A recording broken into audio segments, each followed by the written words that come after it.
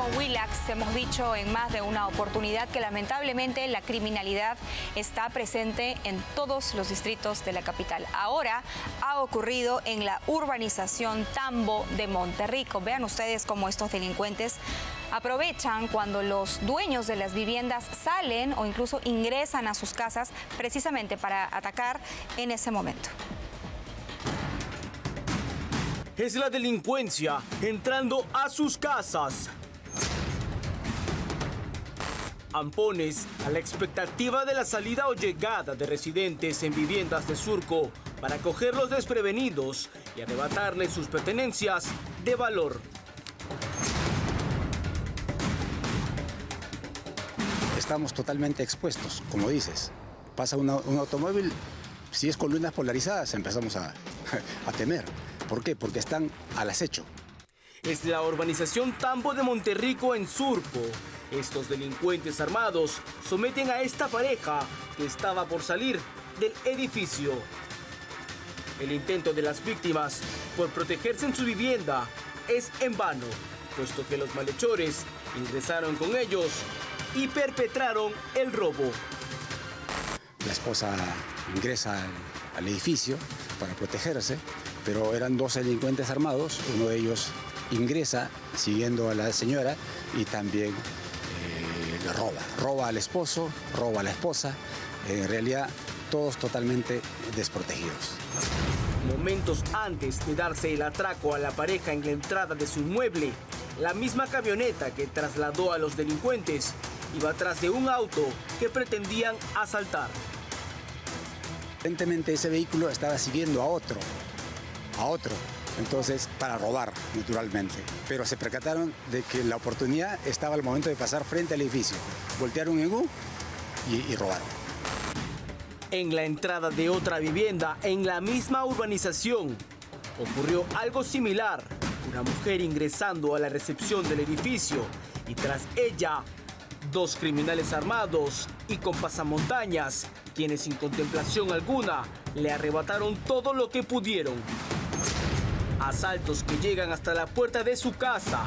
Ahora los vecinos de esta urbanización ubicada en el distrito de Surco deben mirar a todos lados antes de que la delincuencia entre con ellos a sus viviendas. Terrible realmente, ¿no? Y miren, también esto ocurre en Surco, pero también en Miraflores.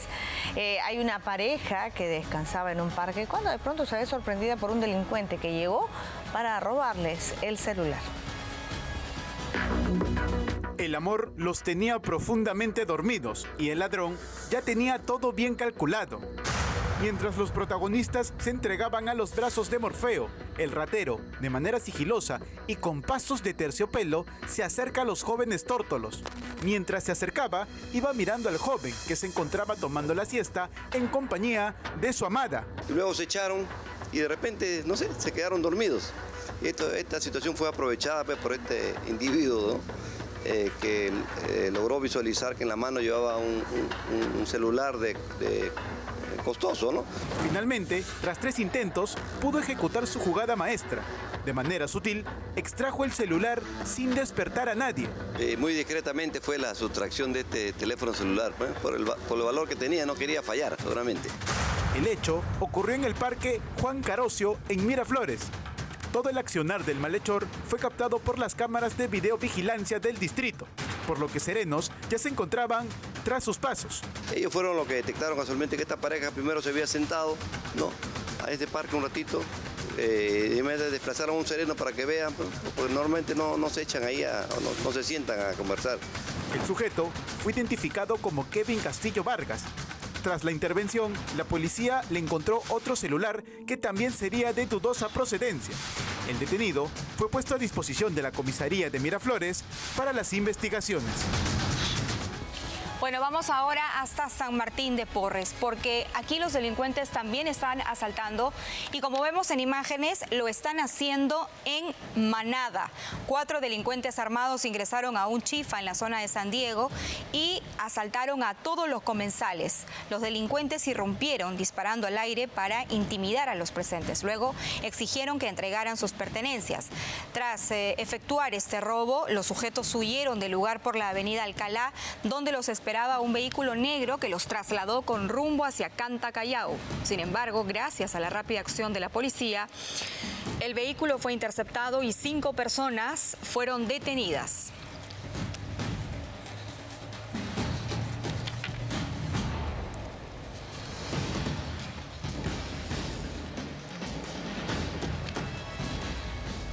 Y en Caraballo han asesinado lamentablemente a un comerciante.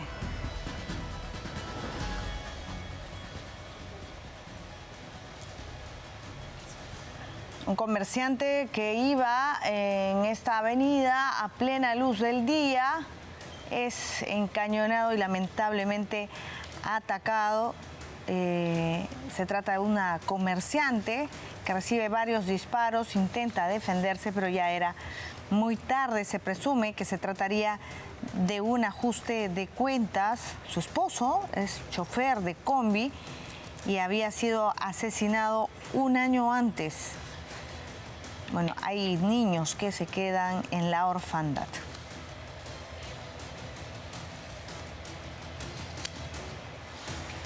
Bueno, y lamentablemente cada día se registran más víctimas directas, ¿no es cierto?, de esta ola de extorsión en nuestro país. En este caso han estado extorsionando al dueño de una constructora, pero como no se daba el pago de cupo, entonces acabaron con la vida del vigilante de una de las obras que precisamente estaba llevando a cabo esta constructora. Todo esto ha ocurrido en el distrito del Rímac. Un mensaje fue el aviso amenazante que días después desencadenó un ataque a un hombre que trabaja como vigilante de una construcción en el Rímac. En este video se observa cómo un sujeto a bordo de una motocicleta deja una nota a un trabajador de la constructora en las lomas del Rímac. En ese mensaje decía: comunícate, los injertos del Rímac y un número de celular. 48 horas después, cuando todos los focos estaban en el paro de transportistas, los injertos del Rímac actuaron con ferocidad y dispararon en contra del vigilante de esta obra. Fueron 4 balazos, 2 de ellos impactaron en el cuerpo del hombre. Han disparado acá afuera del han disparado acá afuera del... Los injertos del Rímac son los que tienen cercado el distrito y en febrero de este año fueron los autores de un ataque a balazos contra un colectivero en la avenida Tacna. Lo que llama la atención es que al frente de los hechos ocurridos se encuentra una caseta de auxilio rápido del Serenazgo y a 100 metros una instalación militar. Y en la misma puerta de la constructora, un sticker de la Policía Nacional que advierte que ante alguna extorsión llamen a una central y denuncien. Esta zona es tránsito obligado por los vecinos que pasan con sus hijos. Da bastante miedo, inseguridad, ya no podemos salir con los niños más que todo, porque salimos al parque o siempre a comprar. Fácil, ayer podía pasar con mi perrita, podía pasar con mi hijo, podía pasar con un familiar y una bala perdida no se ha podido caer, porque esa bala ha sido quemarropa. El lugar del ataque estuvo resguardada por la Policía Nacional, que intervinieron en las motocicletas que pasaban por la zona y por miembros del Serenazgo. El vigilante de la constructora se viene recuperando satisfactoriamente. Miren ustedes lo que ha sucedido en Villa El Salvador. Un comensal llega a una pollería. Estaba esperando que le den su producto, su pollo, para poder llevarlo. Era delivery prácticamente y es seguido por unos delincuentes. Esto fue lo que sucedió. Van directamente hacia su víctima.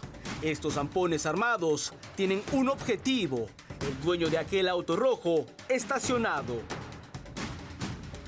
Encañonan a su blanco, le quitan sus llaves y tras haber aterrorizado a todos los comensales de esta pollería, emprenden la huida con el vehículo siniestrado. Ve que los chicos han estado pasando y como que le dan aviso al que sí es la persona, ¿no? Se regresan y lo apuntan con el arma, apuntan a la señora que vende broster. Y bueno, se llevan la camioneta, pues, ¿no? Es el sector 1, Grupo 1, en Villa El Salvador. Todo cabe indicar que estos delincuentes andaban siguiendo al dueño del vehículo. Tanto es así que al irrumpir en el establecimiento, solo arremeten contra el propietario de la camioneta. Han asaltado, que habían venido a comprar y el señor se ha sentado ahí en la mesa, creo. Y su carro estaba ahí en la avenida. Estaba pidiendo seguro para comer, para llevar su broster, su hamburguesa. Sin embargo, este no es el único caso de robo que se ha registrado en la zona. Moradores denuncian otros métodos delictivos aplicados por los malhechores. En la parte de allá de Seapal, 2 motos interceptaron a una Custer de transporte público y la cerraron y entraron a robar con armas, justo en la noche. ¿A robar, no extorsionar? No, a robar. Entraron con armas, robaron a todos los pasajeros y se fueron. La verdad, sí se ven de vez en cuando, pues. Y yo me enteré que sí habían robado allí, pues. Y le arrebatan los celulares, pues. ¿Le robas el paso? Sí, claro, sí. Le arrebatan los celulares, entonces otro se queda atravesado, mientras que el que viene, que le arrebata el teléfono, se baja como para que el otro no lo persiga, el que es la víctima, pues. Una situación intratable. Los moradores de la zona exigen mayor patrullaje a fin de reducir el índice de robos. Y lamentablemente continúan los ataques contra los conductores de transporte público. Esta vez ha ocurrido en San Martín de Porres, donde un chofer fue baleado por presuntos extorsionadores en el cruce de las avenidas El Sol del Naranjal y Eucaliptos. El ataque, que fue registrado en un video difundido en redes sociales por los mismos sicarios, ha generado alarma e indignación. La víctima manejaba un bus de la empresa Translixa que cubre la ruta entre La Victoria y San Martín de Porres cuando fue interceptado cerca de la avenida Los Eucaliptos por 2 sujetos a bordo de una motocicleta. Tras el ataque, el conductor fue trasladado de emergencia al hospital Sergio Bernales de Coyique, en Comas, donde fue atendido y afortunadamente se encuentra estable.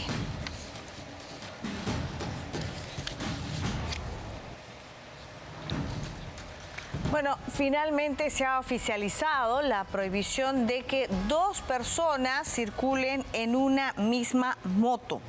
El gobierno ha prohibido que 2 personas vayan en una motocicleta. Esto lo han dado a conocer a través de un decreto supremo, en el cual se indica que la prohibición inicialmente es por 30 días durante el estado de emergencia y se aplica en Lima Metropolitana y en el Callao.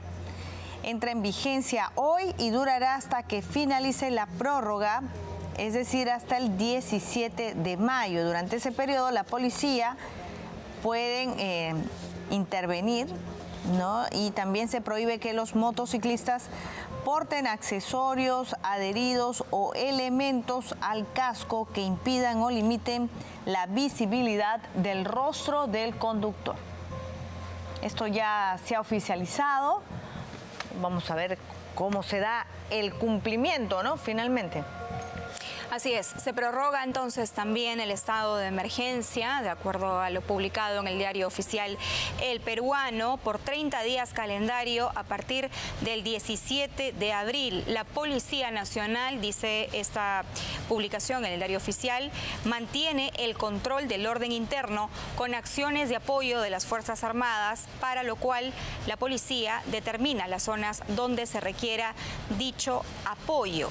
Asimismo, hace una restricción bastante clara, como lo venimos comentando, del uso de las motocicletas, específicamente para la circulación de vehículos menores en el estado, en el artículo número 4. Dice: los conductores de dichos vehículos no deben utilizar elementos o accesorios como cascos que impidan o limiten la visibilidad del rostro del conductor. Algo que se venía pidiendo también, ¿no? Que en otros países se ha implementado esta medida, en Colombia, por ejemplo, y entonces, claro, al no tener todo el rostro cubierto, es un poco más fácil poder identificar, sobre todo por las cámaras de videovigilancia, cuando sucede un ataque, un asesinato, quién es la persona que va a bordo de esa motocicleta. Bueno, además, recordemos que la semana pasada la Defensoría del Pueblo había hecho una propuesta, pero de restringir totalmente la circulación de motos lineales, ¿no? Esto había generado polémica porque, claro, hay quienes utilizan esta herramienta como para el trabajo. O sea, es un uso no solamente de traslados, sino que recordemos que hay delivery, las bodeguitas, y se consideraba que iba a tener un impacto económico. Vamos a ver cómo se dan estos días en esta especie de marcha blanca hasta el 17 de mayo como medida desesperada frente a los altos índices de criminalidad, ¿no? Y en el entendido de que el gobierno toma esta decisión porque hay índices que respaldan la medida debido a la cantidad de crímenes, sobre todo, y robos que se perpetran desde estos vehículos. Bien, entonces las motocicletas solo podrán circular con un conductor sin llevar a ningún acompañante. Vamos ahora hasta Villa María del Triunfo porque tenemos una información realmente lamentable. Tiene que ver con una mujer cuya familia la estaba buscando desde hace algún tiempo y fue encontrada, pero lamentablemente descuartizada. Ahí sí hacen algo, ¿por qué no hicieron algo cuando se la denunció? Es justicia, justicia por mi hermana. La búsqueda acabó en tragedia. El cuerpo de su hija apareció desmembrado en el hoyo que cavó su propio verdugo. Tras casi una semana de intensa búsqueda por parte de su familia, Mercedes Sánchez Querevalú, encontrada al costado de la vivienda de su confeso asesino, Esteban Chiche Suyo. Ella se fue a buscar a Esteban, al hombre que le debía, al asesino de mi hermana. Ella fue a buscarlo para que le pagara. La víctima fue vista por última vez el domingo 6 de abril, cuando se encontraría con su homicida para que le cancele una deuda de 220 soles. Desde ese día, sus últimas horas de vida ya estaban siendo contadas por este sujeto. Ella desapareció el día domingo 6. ¿Ya? Ella desapareció aproximadamente, salió de casa a las 9:30 de la noche. ¿Ya? Mi madre le hace una llamada por última vez a las 10:15 de la noche, ¿ya? Que diga de la noche, ¿no? Y agarra, le dice, hija, llamado que ya has pedido un pollo, ya estás de regreso. Le dice, sí, mamá, ya estoy llegando a la casa. Ya, hijita. Y como mi hermana no retornaba, mi madre le hace una llamada a las 10:40 de la noche y mi hermana ya no respondió su celular. Según peritos, el feminicidio ocurrió hace 5 días, por lo que el asesino tuvo tiempo suficiente para ingresar a casa de su vecino, hacer un hoyo profundo, descuartizar el cuerpo, esconderlo bajo un corral. Dice que la han encontrado descuartizada, sin brazos, sin cabezas, sin piernas. No sabemos si alguien lo apoyó, no sabemos eso. En una maleta, en un hoyo. En un hueco, dicen, no tiene bolsa, no tienen nada, dicen que solo sus cuerpos. El asesino fue capturado por la policía en su vivienda minutos después de encontrar el cuerpo. El homicida, que en el 2023 fue capturado por su implicancia en el alquiler de armas de fuego a delincuentes dedicados al delito de extorsión y tráfico de tierras, confesó ser el autor del crimen. El cuerpo fue trasladado a la morgue central de Lima, mientras que este sujeto se encuentra en la de Pincri de Villa María del Triunfo. La familia exige justicia para que la muerte de esta joven, quien deja una hija de 2 años en orfandad, no quede impune.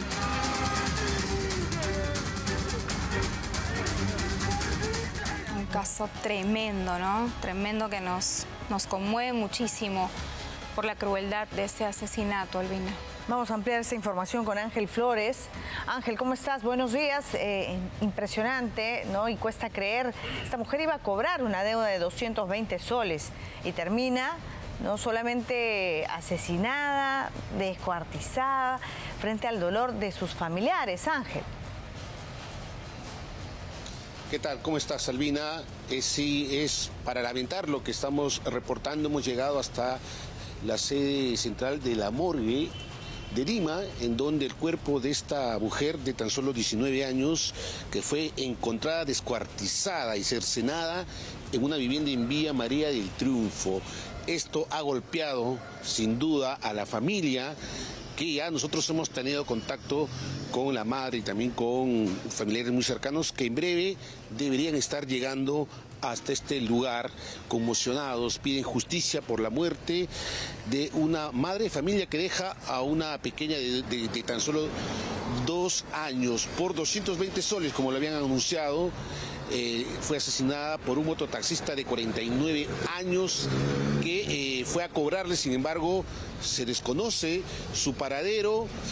Estuvo extraviada por varios días desde el domingo antepasado, y es por eso que la madre y la familia hicieron la denuncia correspondiente en la comisaría del sector.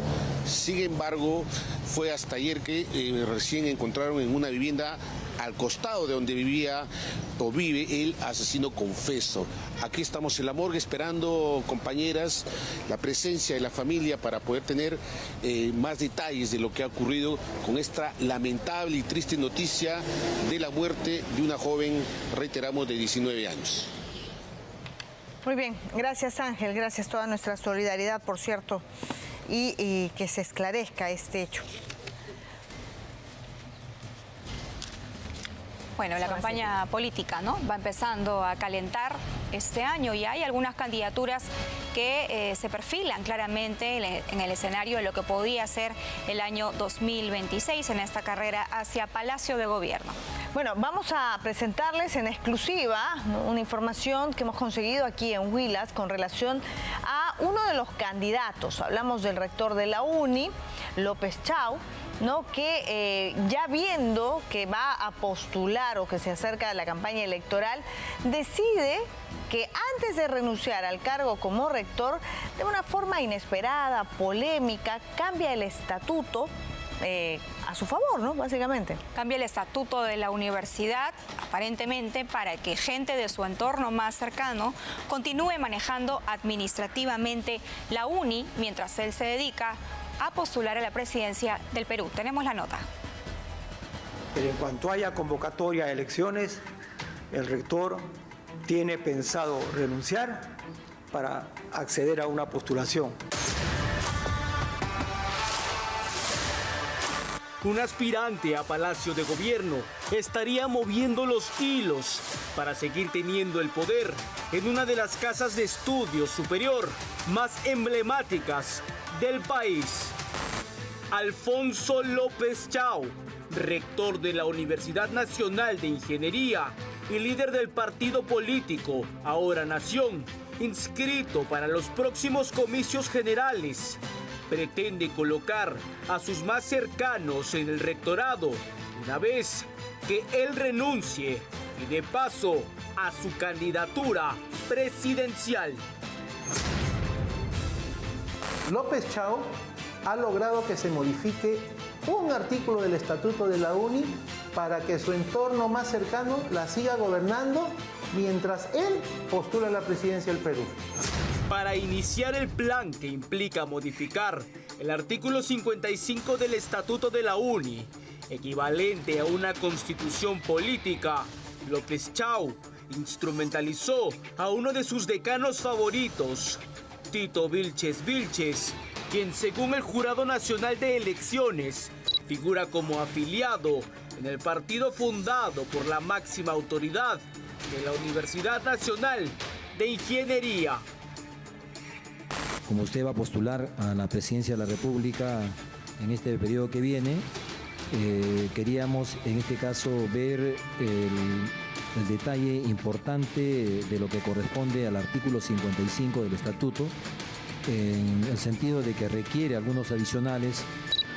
El plan sería que Arturo Talledo Coronado, hombre de confianza de López Chau, asuma como nuevo rector de la UNI, para que así el también aspirante a la presidencia del Perú siga teniendo el control de la Universidad Nacional de Ingeniería desde las sombras. Aquí lo que está en juego es un presupuesto de más de 200 millones de soles anuales destinados para la universidad.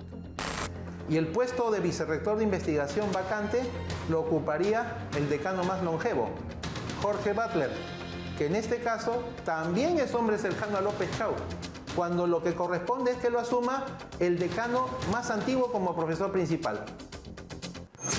Alfonso López Chao, el candidato que la izquierda pretende promover y enaltecer para las próximas elecciones. Esta es la cúpula de los personajes que él quiere que estén a la cabeza de la UNI cuando él anuncie su postulación a la presidencia. Tito Vilches, el decano que en sesión de asamblea universitaria solicitó la modificación del estatuto. Jorge Butler, quien sería el vicerrector de investigación. El susodicho López Chao y Arturo Talledo, quien, si es que todo el minucioso plan sale a la perfección, sería el nuevo rector de la UNI. Ustedes estarían amparando un abuso del derecho y permitiendo que exista un rector en el papel y otro en la sombra. Esta situación no solo sería irregular, sino también delictiva. Esta mujer es Shirley Chilet, vicerrectora académica, quien sin la modificación del estatuto tendría que asumir el rectorado de la UNI cuando López Chao deje el cargo para emprender su aventura política. Ya hemos escuchado ampliamente. Sí. Es una dictadura. A ver, siguiente, termine y votación. Sí. La interrogante a todo este confabulado es por qué López Chao no quiere cederle el rectorado a su segunda al mando. Porque ella se opuso a que se albergue en el campus universitario a una delegación de estudiantes de Cusco y Puno para que participen en las marchas de la toma de Lima en enero del 2023. Sin embargo, según denuncia el ingeniero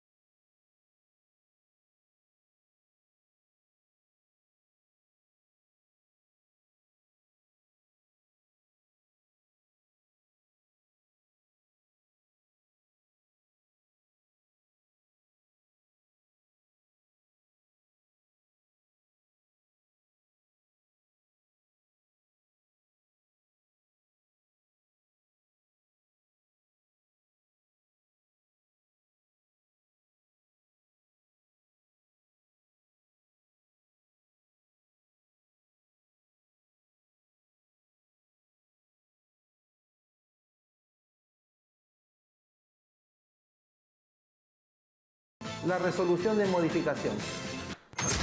Toda una minuciosa estrategia, meticulosa, con pinzas, para que nadie caiga en cuenta de quien pretende ser presidente del Perú, se atrevió a modificar el propio estatuto de la universidad que tiene a su cargo para seguir siendo el rector en las sombras.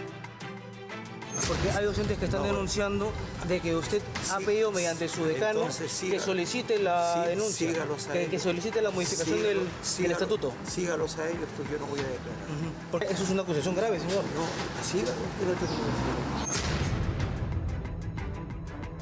no se atrevió a dar su descargo con la transparencia debida. Este es el candidato que la izquierda pretende colocar en Palacio de Gobierno. Bueno, la renuncia del señor López Chao se va a hacer efectiva el próximo 7 de mayo. No, y además se ha adelantado a este reportaje durante el fin de semana porque lo anunciaron justamente quizás previendo que se venía este informe, ¿no?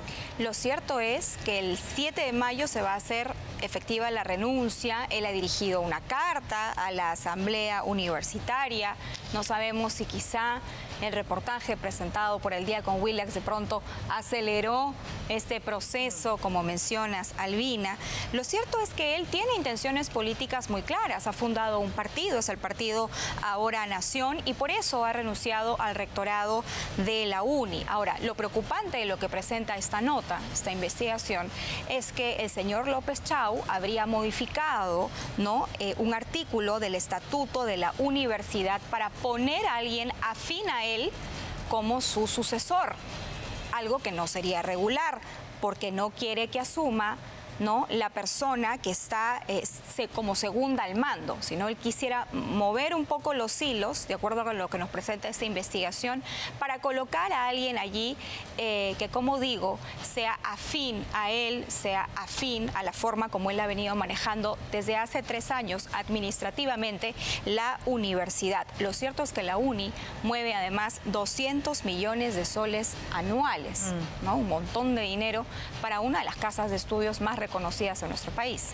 Bueno, y además acá hablamos de varias cosas, ¿no? Si él está postulando a la presidencia de la República, desde ya el hecho de no querer dar entrevistas, de rechazar, ¿no?, al reportero de Willax, ya denota desde ahora una falta de transparencia. El que no la debe, no la teme, señor López Chau. No, las universidades no son trampolines políticos. Si usted quiere postular a la presidencia, hágalo, pero por los cánones normales, regulares. Deje, ¿no?, que las personas a quienes les corresponda ocupar el puesto que usted deje, ¿no?, lo hagan. ¿Por qué querer, a través de esta modificación, no dar a entender que usted quiere seguir teniendo control en esta universidad? ¿No? ¿Para qué? ¿Con fines políticos? De repente, si es que no le sale bien postular, no llega a Palacio, ¿no?, tener ahí todavía este refugio donde pueda volver. ¿Con qué intención? ¿Control bajo la sombra? La verdad es que deja mucho que desear.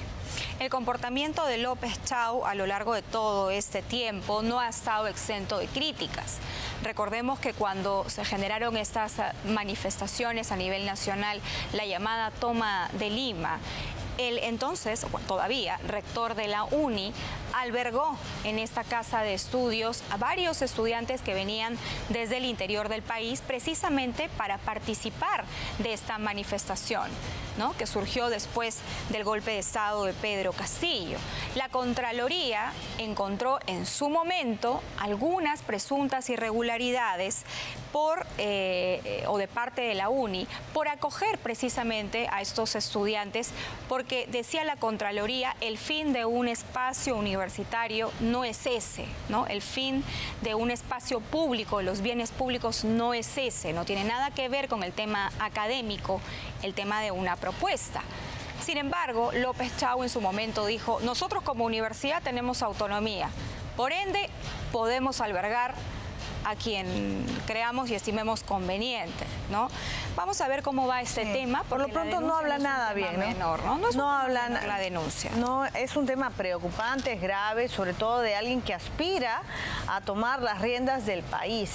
No, en principio, que se modifique un estatuto aparentemente en este conflicto de interés, ¿no? Si el que puede lo menos, puede lo más. Si desde ahora se hace en una universidad, ¿qué más podrían hacer después? Y lo segundo es la transparencia, ¿no?, que no solamente hay que ser, sino también hay que parecer.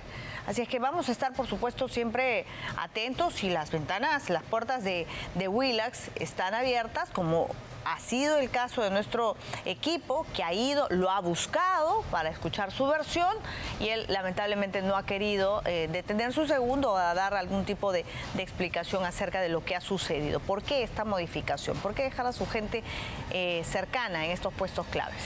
Vamos a continuar con más información. Ahora vamos a hablar del abogado penalista Elio Riera, ¿no? Una persona que generalmente está defendiendo a varias personas mediáticas, ¿no?, que en este momento están afrontando algunos procesos. Él ha señalado que podría ser el nuevo abogado de Pedro Castillo. es un juicio muy emblemático que va a generar un precedente histórico, si corresponde o no llevar a la cárcel a un presidente por un delito que considero no cometió. Aceptó que le coquetea la idea de defender al golpista Pedro Castillo. No lo descarto, hay algunos acercamientos con familiares directos. Confío que en las próximas semanas hayan noticias muy importantes con respecto a este tema. El abogado Elio Riera evalúa poder ser su defensor en un juicio que su posible patrocinado, acusado por rebelión por el Ministerio Público, no reconoce. Un difícil proceso que, según el letrado, no le sería difícil de ganar, a pesar de que el ex representante de la PIS ordenó cerrar el Congreso y mandó que la policía detenga ilegalmente a algunas autoridades. Yo considero que legalmente es un exceso. Considero que la tesis fiscal de solicitar cerca de más de 30 años para lo que ha hecho es demasiado. Yo no digo que no haya un quebrantamiento al orden constitucional, claro que sí, pero debería señalar que es un delito cuando no está configurado, cuando no hay alzamiento en armas. Considero que es un exceso, considero que es demasiado. Considera que la total irreverencia de Pedro Castillo al juez que encabeza el proceso no sería una falta de respeto, sino una estrategia jurídica personal del profesor. Yo analizo la parte jurídica y con respecto a la parte jurídica, por el momento se viene desarrollando de una forma correcta. El abogado de oficio está ejerciendo una buena labor sin perjuicio de que el señor Castillo tenga su estrategia personal, que es no reconocer el juicio, ¿por qué no? Pensando a futuro con una nulidad procesal, a futuro a nivel internacional, ¿por qué no? Un abogado que incluso no descarta poder ser candidato al Senado en las próximas elecciones. Yo he tenido algunas propuestas de algunos partidos, algunos acercamientos, invitaciones muy interesantes que estamos hablando. Uno de esos partidos sería Fuerza Popular, y es que Riera asegura que sigue manteniendo buenas relaciones con los Fujimori y Gucci. Muy buena, en verdad, no tengo ningún tipo de problemas. Acabo de conversar con Giro, con Sachi, hace unas semanas con la señora Keiko Fujimori por algunos temas pendientes vinculados al señor expresidente.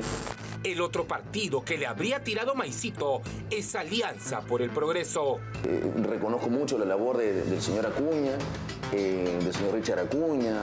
Yo considero que son peruanos emblemáticos que han demostrado el crecimiento que pueden dar en función a un trabajo continuo y permanente. Si te van a elegir entre Alianza por el Progreso y Fuerza Popular. ¡Wow! ¡Qué buena pregunta! Tenemos que analizarlo, hay que analizarlo en su momento. Es un sentimiento muy encontrado, pero yo considero que tengo que finalmente decidir por lo que mi vocación me diga. Un posible nuevo defensor de Pedro Castillo que no descarta estar en 2 semanas en Barbadillo, como tampoco excluye la posibilidad de llegar al Congreso de la República. Bueno, un Congreso que no termina de sorprendernos.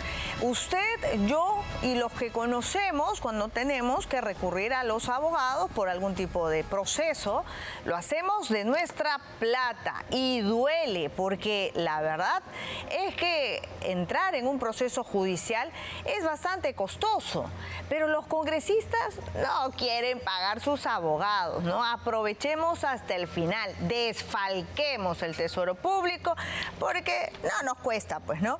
Lo cierto es que desde la mesa directiva han salido con la genialidad, ¿no?, entre comillas, de que los fondos públicos de todos los peruanos sirvan también para que los congresistas paguen a sus abogados durante la función congresal. Vaya usted a saber si es que eso se cumple, porque si tenemos congresistas, más de 80 congresistas de los 130, con procesos e investigaciones, saque usted su línea, ¿no? Si es que el monto que se les ha asignado es de 40.000 soles cada uno para abogados, ¿cuántos procesos están incluyendo dentro de esta defensa pagada por todos los peruanos? ¿Solo aquellos procesos durante su ejercicio congresal o también algunos casitos por ahí que los han podido filtrar de antes, que arrastran de antes, investigaciones de antes? Bueno, el programa Punto Final ha revelado esta situación, este acuerdo bajo la mesa, ¿no?, de la mesa directiva de Salguana, y es en su gestión en la que se decide aprobar este presupuesto para que los gastos de abogados no sean cubiertos. Por ejemplo, en casos como la congresista Kelly Portalatino, la defensora de Vladimir Cerrón. No, ella no quiere pagar sus abogados. Desconozco mayormente, es su respuesta cuando se le pregunta. ¿No? Luis Cordero Jontay también, Hilda Portero, Patricia Chirinos. Todos ellos vienen siendo investigados por presuntos delitos de tráfico de influencias, hasta investigaciones en algunos otros casos también por organización criminal.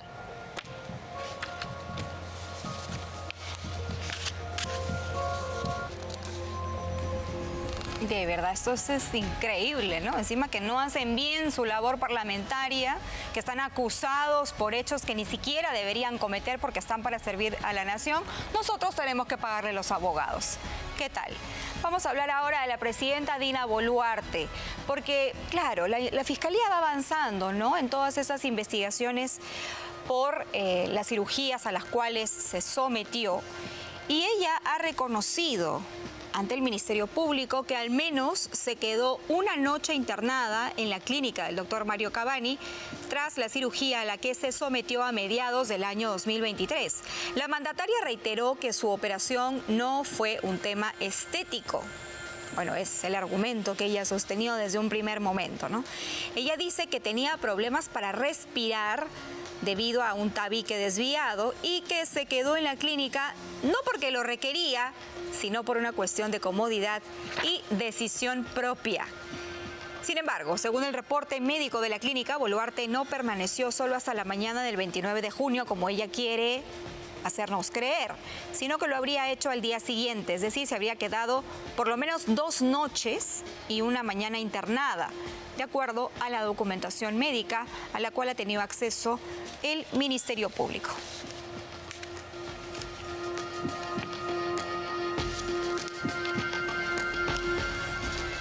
Por este tipo de frivolidades y más es que la aprobación de la presidenta de repente está estancada. No sale del 4% de aprobación. Así lo revela la encuesta de Datum, es una encuesta nacional, urbano-rural, que se ha publicado este fin de semana.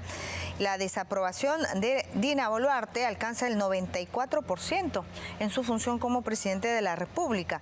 Esta cifra es un alza, un incremento de 1 punto con relación a marzo. Bueno, la tendencia, según Datum, es sostenida en cuanto al rechazo de su gestión. En contraste, su aprobación se mantiene estancada en 4%. Esto implica que lo que no ha registrado es una mejora en su imagen pública. El nuevo o el flamante ministro del Interior, Julio Díaz, tampoco genera confianza. El 46% opina que todo va a seguir igual con su designación. La desaprobación también alcanza a Gustavo Adrianzen como primer ministro y tiene un 82% de rechazo.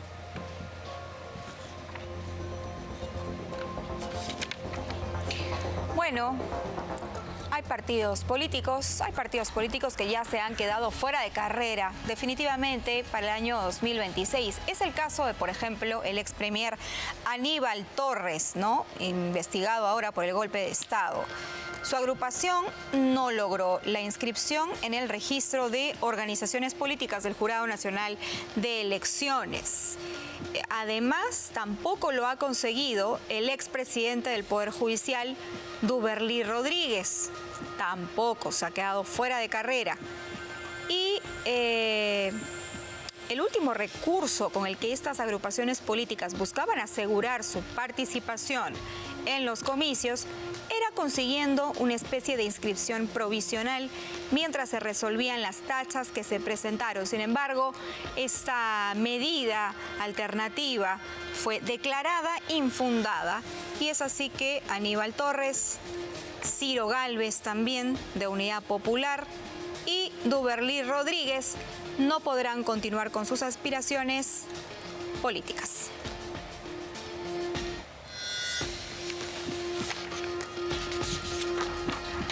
Bueno, César Acuña sigue dando que hablar, ¿no?, en la inauguración de un nuevo estadio, esta vez en Cajamarca, donde recibió a sus hinchas. Bueno, este recinto va a albergar a más de 2.000 personas y se ha develado un busto, ¿no? Con la imagen de César Acuña. Un busto más.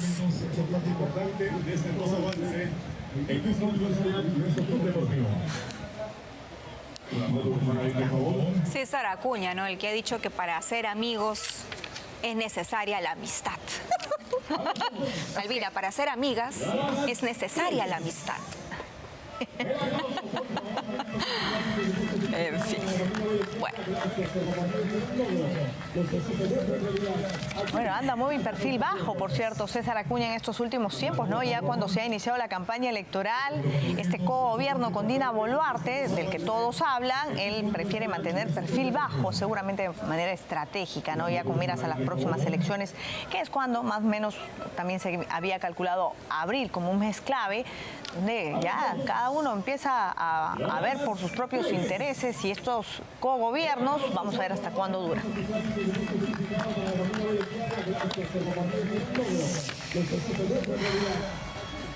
Vamos a cambiar completamente de tema porque una mujer que había sido secuestrada fue encontrada muerta en una maleta y, bueno, lamentablemente fue identificada por su familia desde Colombia. Una noticia realmente muy triste.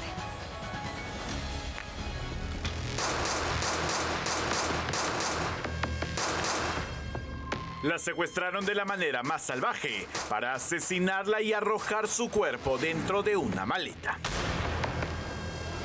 Fueron los tatuajes en los restos encontrados los que confirmaron la identidad de la víctima. Eurica Ortiz Jiménez, una venezolana que aparentemente habría sido captada por mafias de trata de personas. El último 5 de abril, estas imágenes alertaron a todos en Puente Piedra. 2 pistoleros arremetieron en contra de la mujer que venía en este mototaxi rojo. Más de 10 disparos obligaron al conductor a parar. Los delincuentes se llevaron a la mujer en otro vehículo escudado por 2 motorizados más. 3 días después, agentes de Serenazgo del distrito encontraron esta maleta ploma en el asentamiento humano Santa Rosa. Fueron los efectivos de la Policía Nacional quienes abrieron el equipaje y encontraron el cuerpo envuelto en plástico. Luego de las diligencias de ley, se detalló que la víctima tenía varios tatuajes en su cuerpo. Un rosario en la zona derecha del abdomen, el nombre Jesús en el cuello y el rostro de una mujer en el brazo izquierdo, el mismo que aparece en uno de sus TikToks, confirmando que se trataría de la venezolana. Desde Colombia, la familia de Eurica Ortiz, de 23 años, quien llegó a nuestro país en octubre último, le perdió el rastro el 5 de enero, pues a través de una llamada telefónica aseguró que se encontraba bien, pero nunca comentó dónde laboraba. La hipótesis policial apunta a que detrás del horrendo crimen se encontraría una banda de trata de personas quienes las obligan a incursionar en el bajo mundo de la prostitución. Ahora desde Venezuela, la familia de esta joven madre exige ayuda a las autoridades para poder reconocer legalmente el cuerpo de Eurica y poder darle el último adiós en su tierra natal. Bueno, tenemos información sobre el SINADEF, este reporte sobre la cantidad de muertes que han ocurrido en lo que va del año. La cifra lamentablemente es de terror. Se ha incrementado a 620 según la actualización del Sistema Informático Nacional de Defunciones. Es decir, son 6 homicidios por día, 6 personas asesinadas al día. Las gráficas muestran que esta cifra supera en 19% al mismo periodo, pero del año pasado, ¿no? Y es una cifra superior a cualquier año, en verdad. Se resalta que desde que empezó el gobierno de Dina Boluarte, el país suma 4.278 asesinatos. Los homicidios van en aumento, también los robos. Vean ustedes lo que ha ocurrido en la urbanización Tambo, en Monterrico, en Surco. Los delincuentes aprovecharon que una familia estaba llegando a casa. Además, es una modalidad muy bien instalada, ¿no? Aprovechan cuando la gente está llegando o saliendo de sus casas precisamente para robarles. Tenemos las imágenes. Es la delincuencia entrando a sus casas. Ampones a la expectativa de la salida o llegada de residentes en viviendas de Surco para cogerlos desprevenidos y arrebatarles sus pertenencias de valor. Estamos totalmente expuestos, como dices. Pasa un automóvil, si es con lunas polarizadas, empezamos a temer. ¿Por qué? Porque están al acecho. Es la urbanización Tambo de Monterrico, en Surco. Estos delincuentes armados someten a esta pareja que estaba por salir del edificio. El intento de las víctimas por protegerse en su vivienda es en vano, puesto que los malhechores ingresaron con ellos y perpetraron el robo. La esposa ingresa al edificio para protegerse, pero eran dos delincuentes armados. Uno de ellos ingresa siguiendo a la señora y también le roba al esposo, roba a la esposa. En realidad, todos totalmente desprotegidos. Momentos antes de darse el atraco a la pareja en la entrada de su inmueble, la misma camioneta que trasladó a los delincuentes iba atrás de un auto que pretendían asaltar. Evidentemente ese vehículo estaba siguiendo a otro, entonces para robar, naturalmente. Pero se percataron de que la oportunidad estaba al momento de pasar frente al edificio. Voltearon en U y robaron. En la entrada de otra vivienda, en la misma urbanización, ocurrió algo similar. Una mujer ingresando a la recepción del edificio y tras ella, dos criminales armados y con pasamontañas, quienes sin contemplación alguna le arrebataron todo lo que pudieron. Asaltos que llegan hasta la puerta de su casa. Ahora los vecinos de esta urbanización ubicada en el distrito de Surco deben mirar a todos lados antes de que la delincuencia entre con ellos a sus viviendas. Bueno, y al que se duerme también no le llega la delincuencia. Miren el caso de esta pareja. Decidieron tomar una siesta en un parque en Miraflores y apareció un delincuente. El amor los tenía profundamente dormidos y el ladrón ya tenía todo bien calculado. Mientras los protagonistas se entregaban a los brazos de Morfeo, el ratero, de manera sigilosa y con pasos de terciopelo, se acerca a los jóvenes tórtolos. Mientras se acercaba, iba mirando al joven que se encontraba tomando la siesta en compañía de su amada. Luego se echaron y de repente, no sé, se quedaron dormidos. Esta situación fue aprovechada pues, por este individuo, ¿no? Que logró visualizar que en la mano llevaba un celular costoso, ¿no? Finalmente, tras 3 intentos, pudo ejecutar su jugada maestra. De manera sutil, extrajo el celular sin despertar a nadie. Muy discretamente fue la sustracción de este teléfono celular. Por el valor que tenía, no quería fallar, seguramente. El hecho ocurrió en el parque Juan Carocio, en Miraflores. Todo el accionar del malhechor fue captado por las cámaras de videovigilancia del distrito, por lo que serenos ya se encontraban tras sus pasos. Ellos fueron los que detectaron casualmente que esta pareja primero se había sentado, ¿no?, a este parque un ratito, y me desplazaron a un sereno para que vean, porque normalmente no se echan ahí, no se sientan a conversar. El sujeto fue identificado como Kevin Castillo Vargas.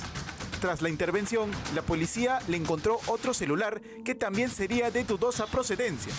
El detenido fue puesto a disposición de la comisaría de Miraflores para las investigaciones.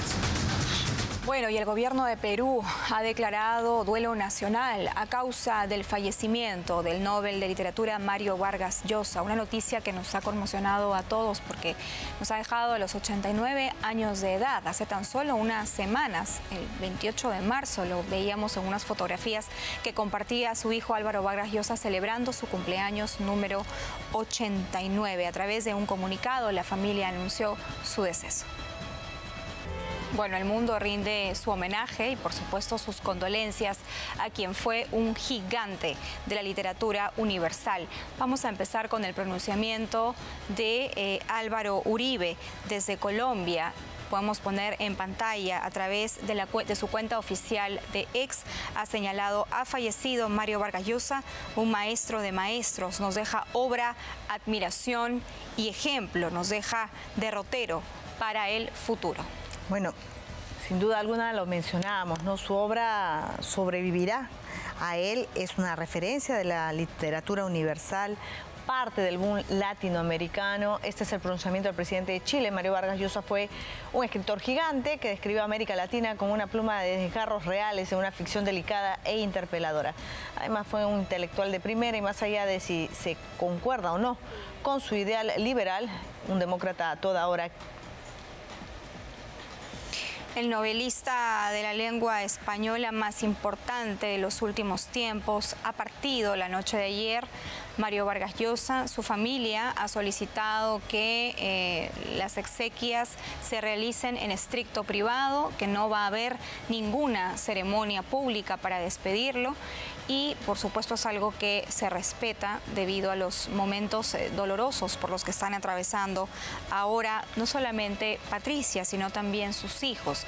Keiko Fujimori también ha tuiteado y ha señalado que lamenta el fallecimiento de Mario Vargas Llosa, que su legado trasciende fronteras. Fue una figura universal, dice Keiko Fujimori, de la literatura, pero también un hombre comprometido con las grandes causas, incluso cuando implicaban tomar posiciones difíciles. Dice: agradezco su generosidad en los momentos más complejos y su capacidad de anteponer siempre al Perú por encima de las diferencias. Keiko Fujimori, ¿no? Que en algún momento en la última campaña también Mario Vargas Llosa tuvo un pronunciamiento respecto de lo que era la candidatura de la lideresa de Fuerza Popular. Hay muchos pronunciamientos, vamos a ir repasándolos uno a uno, así como sus últimos días, porque hasta hace poco veíamos a Mario Vargas Llosa recorriendo quizás lo que fueron sus primeros pasos también en la literatura. Pero queríamos hacer justamente un repaso acerca de quién fue Mario Vargas Llosa, una vida llena de libros, de galardones y demás curiosidades. Una obra inmensa la que nos deja Mario Vargas Llosa, ¿no? En el año... Hace unos 3 o 4 años ingresó precisamente a la Academia de la Lengua Francesa, uno de los pocos autores hispanos que logró ingresar, además ocupando un lugar memorable allí. De hecho, el presidente Emmanuel Macron también ha mostrado sus condolencias a la familia y ha reconocido públicamente el legado de Mario Vargas Llosa. También en el año 2011 el rey Juan Carlos le entregó el título de marqués, que si bien no significaba, digamos, ningún aporte económico a la trayectoria de Mario Vargas Llosa, pero sí es un título eterno, ¿no? Sí, claro. Un título eterno que además lo colocó en la sociedad española en el lugar que sin duda él merecía, porque su legado trascendió al Perú y siempre llevó más allá de nuestras fronteras su pluma, su talento y, por supuesto, esa mente lúcida al momento de escribir. Y sobre todo porque, claro, desde sus inicios era como un extraño, ¿no? Que de pronto se abría paso con La ciudad y los perros en el mundo de la literatura y frente a muchos connotados escritores de la literatura universal, pues este joven arequipeño ingresaba con La ciudad y los perros y hasta él mismo, ¿no? Incrédulo, no pensaba que algún día llegaría a alzarse con el Nobel de Literatura. Y su vida personal, por supuesto, también estuvo retratada en sus obras, la fuente de su propia inspiración. Tenemos una nota.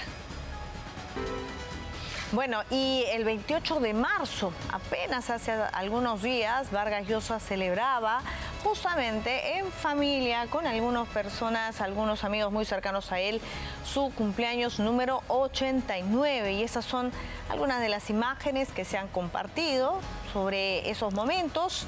Ahí está, por ejemplo, el abogado Enrique Gersi, contaba que incluso en esa reunión Vargas Llosa estaba muy lúcido, que contaba algunas anécdotas y que pasaron una noche, una velada muy agradable.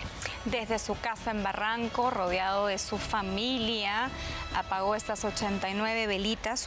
Su hijo Álvaro Vargas Llosa publicaba cuántas vidas en una, ¿no? Así describía el cumpleaños número 89 de su padre. Y lo que también hizo Mario Vargas Llosa en las últimas semanas fue regresar un poco en sus pasos y volver a esos lugares de nuestro país que inspiraron sus novelas, ¿no? Por ejemplo, ahí está acompañado de su hijo Álvaro, visitando el centro de Lima. Me parece que eso es como, si regresamos a la fotografía anterior, ¿no? La catedral, me parece que ese es el penal de Lurigancho. Esa es la catedral. Esa es la catedral. 55 años después volvía Vargas Llosa a este lugar, ¿no? Que inspiró esta obra maravillosa, donde quizás ahora más que nunca busque a Ambrosito.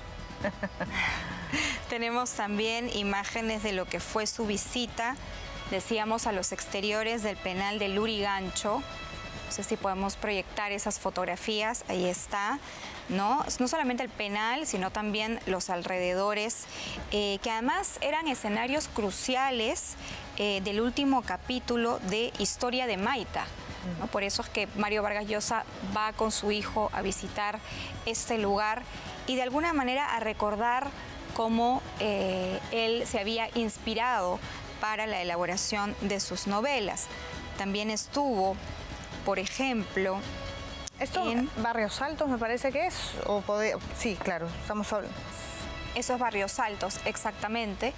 Y también estuvo en La Victoria, también estuvo en el distrito de La Victoria, en el jirón Guatica, donde precisamente se inspiró también para escribir La ciudad y los perros. Jirón Guatica, hoy Renovación, era lo que publicaba Álvaro Vargas Llosa, un poco retratando, ese es el bar La Catedral, ¿no?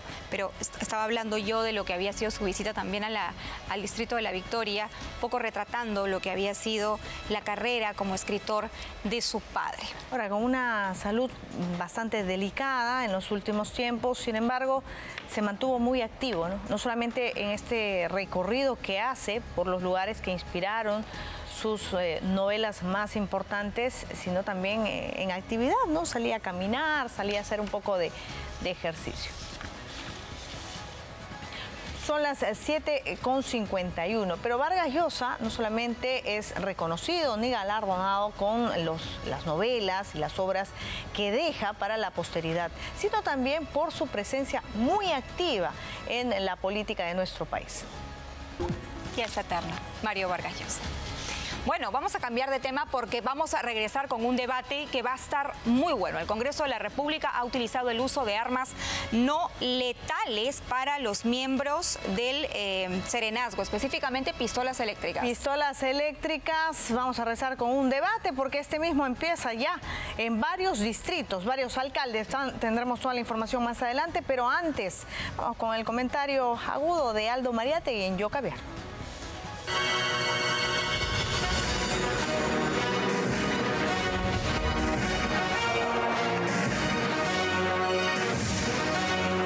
Hola, bienvenidos a Yo Caviar. Bueno, son las 3 de la mañana acá, pero hay que estar pues al pie del cañón. Murió Mario Vargas Llosa, genial novelista, fenomenal hombre de letras, hombre inteligentísimo, gran también crítico, aparte de novelista. Sus críticas literarias de Pérez Galdós y de Madame Bovary, de Flaubert, fueron geniales. Pésimo político, perdió unas elecciones presidenciales ganadas, cambió la agenda del Perú de los 80s, la tiró hacia la derecha con la extensión de la banca, candidato presidencial, también hay que justo decirlo, con Hernando de Soto, trajeron las ideas liberales al Perú, cambió la agenda. Luego, lamentablemente, envenenó también mucho al Perú con sus odios, su antifujimorismo pues enfermizo, impulsó tremendamente a Ollantumala, un pésimo gobierno de Ollantumala, le cortó la viada al Perú, entonces hay que ponerlo en un balance, porque ya está poniéndolo en un altar, como somos en el Perú. Vamos a hacer mañana un balance más detenido de él. Y en Ecuador, gracias a Dios, son más inteligentes que nosotros para votar, ganó Noboa, 56-44, cerca del 80, casi 90% escrutado, ganó Noboa, qué tranquilidad, perdió la izquierda, perdió el correísmo.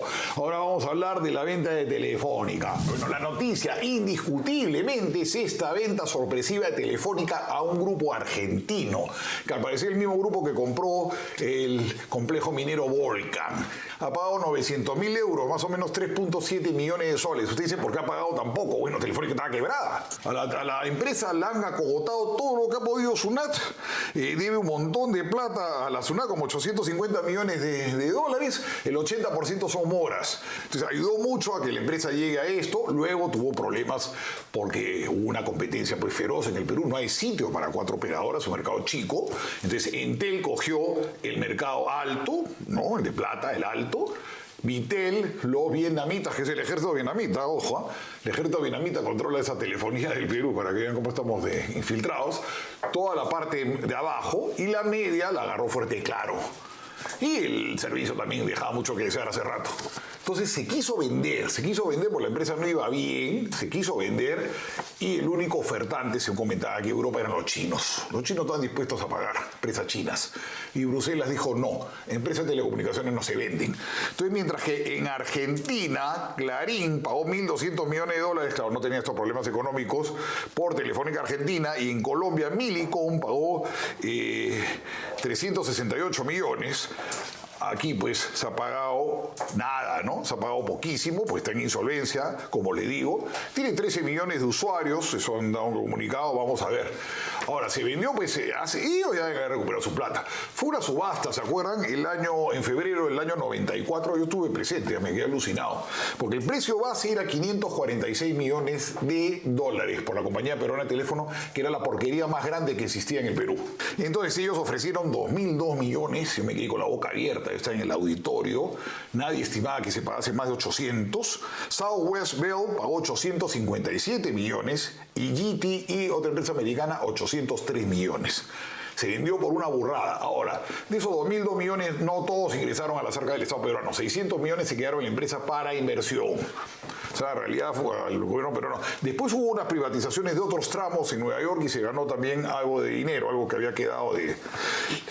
La primera compañía de teléfono en Perú fue la Peruvian Telephone Company, 1888.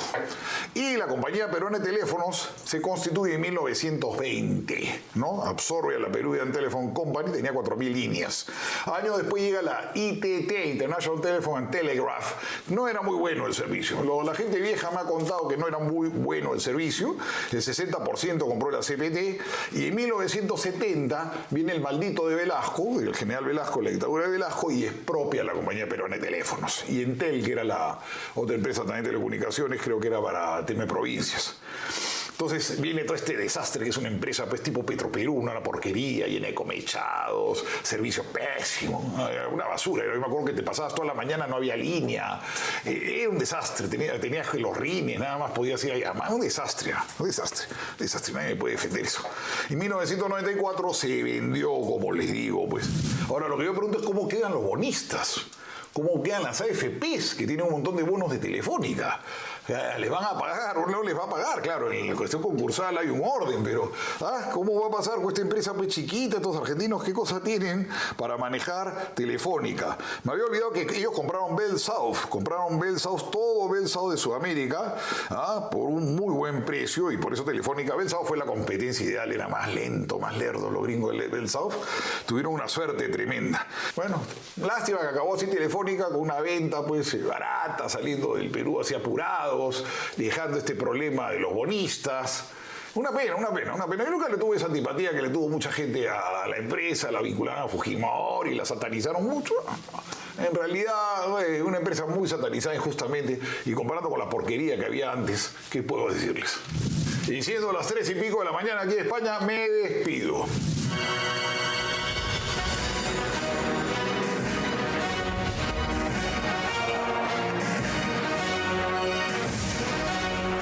Una mención muy importante que hacer esta mañana. Necesitas potenciar tu negocio con Caja Primera. Financia lo que tu actividad comercial necesite. Obtén hasta 300.000 soles en plazos de hasta 36 meses. ¿Qué esperas? Solicita tu crédito y saca adelante tu negocio, porque en primero eres tú. Muy bien, vamos a hacer a esta hora una breve pausa. Cuando regresemos, no se muevan porque traeremos todo un debate. Estaremos con 2 alcaldes, esto debido a la reciente ley aprobada en el Congreso para que los serenos puedan estar armados. Les van a dotar de pistolas eléctricas. Además, prohíben la circulación de 2 personas en una motocicleta. Con los detalles de lo publicado en el diario oficial El Peruano y su impacto, regresamos tras la pausa. Esto es Al Día con Willax.